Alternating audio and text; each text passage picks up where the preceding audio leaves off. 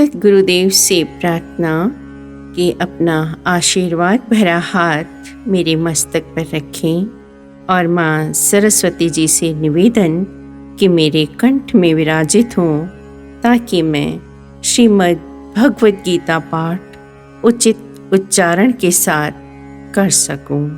अध्याय 6 श्लोक 24। इसलिए योग की इच्छा वाले मनुष्य को चाहिए कि संकल्प से उत्पन्न होने वाली संपूर्ण कामनाओं को त्याग कर मन के द्वारा इंद्रियों की समुदाय को सब ओर से अच्छे प्रकार वश में करे। भगवान इस श्लोक में अर्जुन से कहते हैं कि उन इच्छाओं वासनाओं को पूरी तरह से हटाना। भगवान इस बात पर जोर देते हैं कि सभी इंद्रियों का सभी ओर से नियंत्रण करना आवश्यक है। मन के संकल्प सही हैं अथवा गलत हैं, यह प्रत्येक मनुष्य का विवेक उसे बताता है, किंतु हम उस विवेक की आवाज सुनकर धर्मानुकूल चलते हैं या नहीं, यह हमारे वश में है। दुर्योधन जैसे अत्याचारी ने भी कहा था कि धर्म को जानते हुए भी मैं उस पर चल नहीं सकता, अधर्म को जानते हुए भी उसको किए बिना मैं रह नहीं सकता। ऐसे राज्य के नशे में अंधे हुए मनुष्य भी इस बात को स्वीकार करते हैं कि हमें धर्म अधर्म की जानकारी है। प्रत्येक नर अथवा नारी को थोड़ा सत असत का ज्ञान अवश्य होता है। केवल मन को संयम में रखकर विवेक की आवाज पर ध्यान देकर चलना है। यह सब इस मनुष्य जन्म में ही कर सकते हैं, दूसरे सब प्राणी प्रकृति के अधीन हैं। बिल्ली कभी भी चूहे पर दया नहीं करती। भगवान ने मनुष्य को प्रकृति का मालिक बनाया है, यानी अपने स्वभाव का मालिक वो स्वयं है, और वह धर्म अधर्म का विचार रखकर अपने स्वभाव को अच्छा या बुरा बना सकता है। श्लोक 25। साधक क्रम से अभ्यास करता हुआ उपरामता को प्राप्त होवे तथा धैर्य युक्त बुद्धि द्वारा मन को परमात्मा में स्थित करके उसके सिवा और किसी भी पदार्थ का चिंतन न करे। मन को क्रमशः स्थित करके प्रतिदिन आगे कदम बढ़ाए। जैसे ऊपर पहुंचने के लिए एक एक सीढ़ी चढ़ी जाती है, अंतःकरण में अनेक जन्मों के पड़े हुए विकारों को दूर करना है। अतः शीघ्रता करने से विघ्न बाधाएं आती हैं। मानसिक तपस्या से मन को धीरे धीरे प्यार से वशीभूत करना होता है।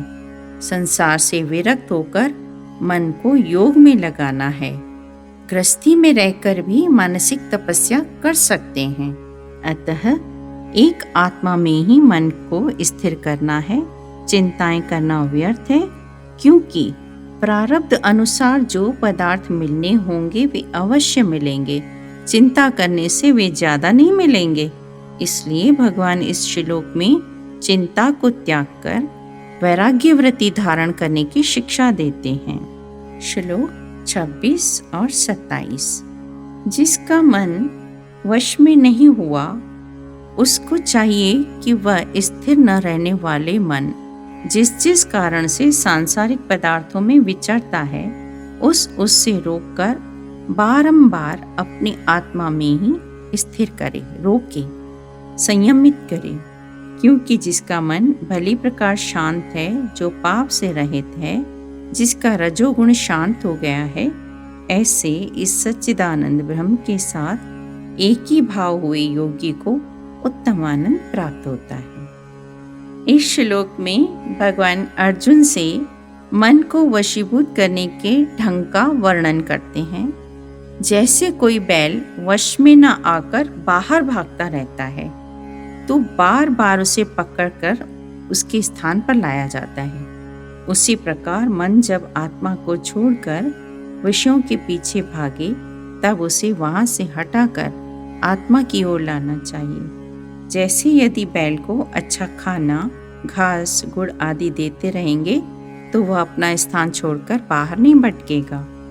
उसी प्रकार यदि मन को आत्मिक आनंद का स्वाद आ जाए तो फिर हमारे ही भीतर वह कदापि विषयों के पीछे नहीं भागेगा, धीरे धीरे अंतर्मुखी होगा।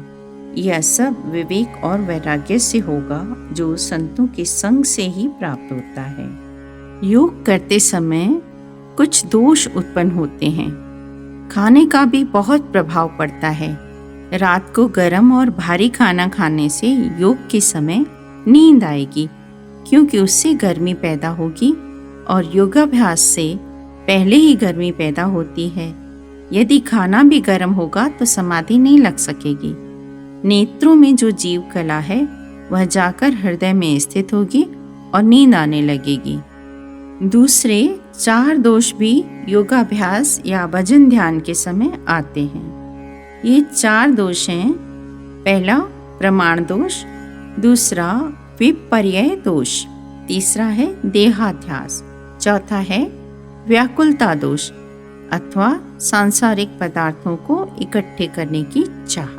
प्रमाण दोष मतलब सुनी हुई बातें ध्यान अथवा भजन के समय याद आती हैं। मन उन्हीं में मग्न हो जाता है।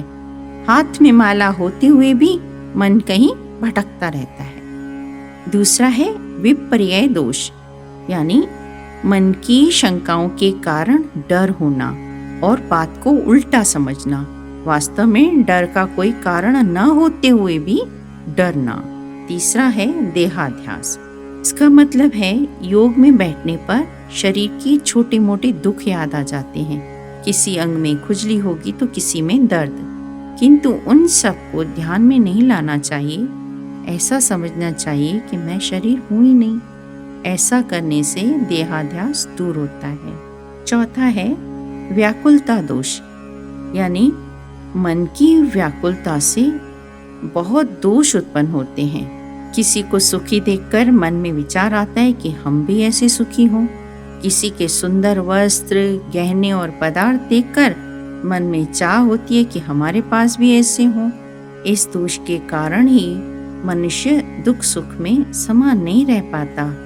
दूसरों के कामों में दोष निकालना यह भी व्याकुलता दोष ही माना जाता है। पूर्व का लिखा हुआ अवश्य मिलेगा, जो भाग्य में लिखा हुआ है वही प्राप्त होगा। एक लोटा है, उसे कोई नदी से भरे या कुएं से, पानी उतना ही आएगा जितना उसमें समा सकेगा। किसी के पास बड़ी कलसी है, उसमें अधिक पानी आएगा। यदि वह ईर्ष्या की जाए कि कलसी वाले के पास ज्यादा पानी आ गया, तो यह कितनी बड़ी मूर्खता है। यदि हमें अधिक पानी चाहिए तो बड़े बर्तन में भरना होगा। अगर अधिक सुख चाहिए तो शुभ कर्म करके प्रारब्ध को ऊंचा करना होगा। ईर्ष्या से कुछ नहीं मिलेगा। यदि रात को कोई कहे कि दिन हो जाए, किंतु समय के पहले सवेरा नहीं होता, कोई कितना भी प्रयास कर ले, उल्टे रात बढ़ जाएगी और वह दुखी होगा। यदि वह शांत होकर सो जाए तो समय आने पर सवेरा हो जाएगा। कर्मों का फल सुख अथवा दुख स्वयं ही मिलेगा। हमारे तड़पने से दुख दूर होकर सुख नहीं आएगा। परमात्मा की करनी और दी हुई वस्तु पर पूर्ण विश्वास होना आवश्यक है कि वह जो कुछ करता है हमारे हित के लिए करता है। दुख भी हमारे पापों को दूर करने के लिए और हमें ठीक मार्ग पर लगाने के लिए आते हैं। उस पर हमें कोई आपत्ति नहीं होनी चाहिए। समुद्र पर वर्षा होती है तो कुछ लोग कहते हैं कि यह व्यर्थ है। जहाँ खेत सूखे पड़े हैं वहाँ वर्षा नहीं होती, लेकिन जहाँ पहले ही अथाह जल है वहाँ वर्षा किस काम की। यह बात ठीक नहीं है। समुद्र में अनेक जंतु रहते हैं जो सारा समय वर्षा के लिए तड़पते रहते हैं, क्योंकि वे समुद्र का खारा पानी नहीं पीते। वर्षा होने पर उनकी बूंदों से अपनी प्यास बुझाते हैं। ये बूंदें सीप में गिरने से मोती भी उत्पन्न होते हैं। श्लोक 28। भगवान आगे कहते हैं कि वह पाप रहित योगी इस प्रकार निरंतर आत्मा को परमात्मा में लगाता हुआ सुखपूर्वक परब्रह्म परमात्मा की प्राप्ति स्वरूप अनंत आनंद का अनुभव करता है, और वह आनंद तीनों कालों में कभी भी नष्ट नहीं होता। जीव ब्रह्म की एकता ही इस महान आनंद की प्राप्ति का कारण है। श्लोक 29। भगवान कहते हैं, हे अर्जुन, सर्वव्यापी अनंत चेतन में एक ही भाव से स्थित रूप योग से युक्त हुए आत्म वाला तथा सब में संभाव देखने वाला योगी आत्मा को संपूर्ण प्राणियों में देखता है और संपूर्ण प्राणियों को अपनी आत्मा में देखता है, अर्थात सर्वत्र उसे एक ही आत्मा दिखाई देती है। अतः वे डर और द्वेष किससे करें? डर तो दूसरों से होता है, अपने आप से कोई डरता है क्या? वह पूर्णतः अपने और समस्त प्राणियों में एक ब्रह्म को ही देखते हैं। योग अभ्यास करने से यह अनुभव होता है कि शरीर आत्मा से भिन्न है, जैसे तलवार से म्यान भिन्न है। जैसे कोई चिकित्सा करता है तो उसे अभिमान होता है कि मैं वैद्य हूँ। कोई बड़ा अफसर है तो उसे अभिमान है कि मैं बड़ा कार्य करता हूँ। दुकान वाला अपने को बड़ा सेठ समझता है। वास्तव में वैद्य, अफसर, दुकानदार ये बचपन में तो याद नहीं थे, बाद में कल्पित हैं, क्योंकि कोई दुकान छोड़ के जाकर शिक्षक बनेगा तो वह शिक्षक ही कहलाएगा। बालक जब युवक है तो वह अपने को बालक नहीं समझता। अर्थात आत्मा एक रस है, शरीरों का अध्यास कल्पित है, यह सर्वथा सत्य नहीं है। उनमें फंस जाने से ही सभी शंकाएं और ममताएं उत्पन्न होती हैं। उन शरीरों में ममता रखना मूर्खता है। फारसी के एक कवि ने लिखा है कि सभी में एक परमात्मा निरंतर उपस्थित है, परंतु उसे पवित्र दृष्टि से ही देख सकते हैं। इस आत्म दृष्टि से यदि समुद्र की ओर देखेंगे तो उसमें न लहरें हैं न बुदबुदे, केवल जल ही जल है। एकता आत्मदृष्टि से होनी चाहिए, किंतु बाहरी व्यवहार शरीरानुकूल करना चाहिए। जैसे पत्नी और माँ बहन से एक जैसा व्यवहार नहीं कर सकते। श्लोक 30। जो पुरुष सर्वत्र मुझे देखता है और संपूर्ण लोगों को मेरे अंतर्गत देखता है, उसके लिए मैं अदृश्य नहीं हूँ और वह मेरे लिए अदृश्य नहीं है, क्योंकि वह मुझ में एक ही भाव से स्थित है। भगवान कहते हैं कि जो मेरे को सर्वत्र और सर्वव्यापक देखते हैं, जैसे सूत को कपड़े में, समुद्र को लहरों में, सोने को गहनों में, इस प्रकार सारे संसार को एक ईश्वर में देखने वाला ही सच्चा योगी है। भगवान स्पष्ट कहते हैं कि मैं ऐसे योगी से बिल्कुल अलग नहीं हूँ और वह भी मुझसे अलग नहीं है। जिन्होंने यह अनुभव किया है कि भगवान हर समय और सर्वत्र उनके साथ हैं, वे हर समय भगवान को अपने सामने देखते हैं। साधारणतः हमें अपने प्रियतम को सामने देखकर कितना हर्ष होता है, ठीक उसी प्रकार साक्षात परमात्मा को अपने आप में अनुभव करने से कितने परम आनंद की प्राप्ति होगी। यही अवस्था प्राप्त करनी है और इसीलिए योगाभ्यास ही एकमात्र साधन है। चेतन की उपासना चेतन होकर करनी चाहिए, जड़ होकर चेतन की उपासना नहीं हो सकती। कोई शंका करे कि एक भगवान कैसे सभी में रहता है, कोई टुकड़ा टुकड़ा है क्या? नहीं, जैसे आकाश एक है किंतु हजारों लाखों घड़े मटके रखेंगे पानी से भर के तो प्रत्येक में अलग अलग आकाश दिखाई देगा, लेकिन आकाश के हिस्से नहीं किए गए हैं। आकाश में जरा भी भिन्नता नहीं है, वह सदैव पूर्ण ही रहता है। इस प्रकार ब्रह्म सर्वव्यापक है। श्लोक 31। इस प्रकार जो पुरुष एक ही भाव में स्थित हुआ संपूर्ण भूतों में आत्म रूप में स्थित मुझ सच्चिदानंद घन परमात्मा को भजता है, वह योगी सब प्रकार से व्यवहार करता हुआ भी मुझ में रहता है। क्योंकि उसके अनुभव में मेरे सिवा अन्य कुछ नहीं है। सदना भक्त कसाई था और वही व्यवसाय करता था, किंतु वह भगवान का परम भक्त था, क्योंकि उसने उस अवस्था को प्राप्त किया था जिसका वर्णन इस श्लोक में किया गया है। इस श्लोक में भगवान शुद्ध भक्ति का वर्णन करते हैं। अनन्य का अर्थ है दूसरा कोई नहीं, अर्थात उसके लिए अपने प्रियतम परमात्मा के सिवा और कोई है ही नहीं। अनन्य भक्त सब में अपना प्रियतम देखता है। व्यवहारिक अनन्य भक्ति और ईश्वरीय अनन्य भक्ति में बड़ा अंतर है। मजनू लैला का अनन्य भक्त था, किंतु वह अनन्य प्रेम अपनी लैला से ही कर सकता था। दूसरे किसी में भी उसे लैला का रूप दिखाई नहीं देता था। परंतु ईश्वर के अनन्य भक्तों की यह अवस्था नहीं है। वे अपने परमेश्वर को सभी में देखते हैं। उनका हृदय बड़ा विशाल होता है। यह परम अनन्य भक्ति भगवान के प्रेमियों में ही हो सकती है। ऐसे भक्त भगवान से दूर नहीं और भगवान भी उनसे दूर नहीं। वृंदावन में जब गोस्वामी तुलसीदास कृष्ण मंदिर में गए तब कृष्ण की मूर्ति के आगे नतमस्तक नहीं हुए और कहने लगे, कित मुरली कित चंद्रिका कित गोपियों का साथ, तुलसी मस्तक तब नमे जब धनुष बाण लियो हाथ। यह निषेध पक्ष वाली अनन्य भक्ति भी उच्चावस्था वाली है, किंतु उससे मोक्ष की प्राप्ति नहीं होती।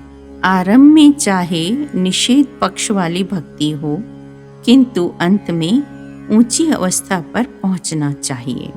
भगवान इस श्लोक में यही शिक्षा देते हैं कि सब में अपना प्रभु देखो कि वह सर्वत्र उपस्थित है। जैसे कवि ने कहा है, जिधर देखता हूँ उधर तू ही तू है, हर चीज में जलवा तेरा तू हूबहू है।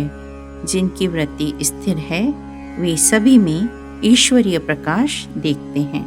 नामदेव एक बड़ा भक्त था, जिसकी प्रशंसा सुनकर त्रिलोचन ब्राह्मण उनका दर्शन करने के लिए आए। उन्होंने देखा कि वह कपड़े धोकर रंग रहा है। वह मन में सोचने लगा कि लोग बड़ी प्रशंसा करते हैं इसकी। उस समय त्रिलोचन ने नामदेव से जो वार्तालाप किया है उसका वर्णन कबीर ने अपनी वाणी में इस प्रकार किया है। नामा माया मोहिया कहे त्रिलोचन में, काहे छिपे छायली नाम न लायो चित। हे नामा, तुम्हें माया ने मोहित कर दिया है, कपड़े क्यों रंग रहे हो, नाम से चित्त लगा। त्रिलोचन के शब्द सुनकर नामदेव समझ गए कि यह अभी पहली सीढ़ी पर है। उन्होंने उत्तर देते हुए कहा, मन में ईश्वर का ध्यान धारण कर मुख से उसका नाम जपकर हाथ और पांव से काम करना चाहिए। उनका समस्त कार्य ईश्वर भक्ति है। रविदास चमार था।